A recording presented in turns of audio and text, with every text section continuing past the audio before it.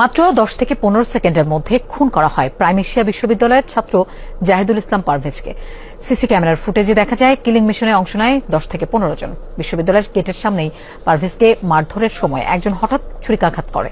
Footage দেখে 8 জনকে শনাক্ত করে তাদের নামে মামলা করেছে পারভেজের পরিবার। এর মধ্যে 2 জন বনানী এলাকার বৈষম্য বিরোধী ছাত্র আন্দোলনের নেতা। মনিরুল ইসলামের রিপোর্ট।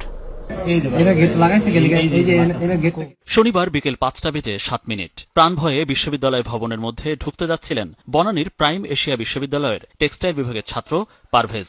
সেখানেই তার পথ রোধ করে খুনিরা। সিসিটিভি ফুটেজে দেখা যায় একজন কিল ঘুষি দিচ্ছে, অন্যজন লাঠি দিয়ে আঘাত করছে। এর মাঝেই ছুরি দিয়ে আঘাত করা হয় পারভেজকে।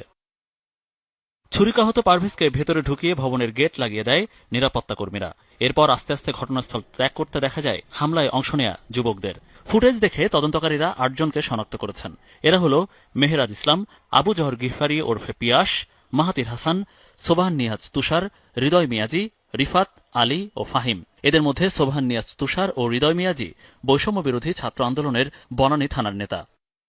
এদের নাম উল্লেখ করে ভোরে বনানী থানায় মামলা করেছেন পারভেজের পরিবার।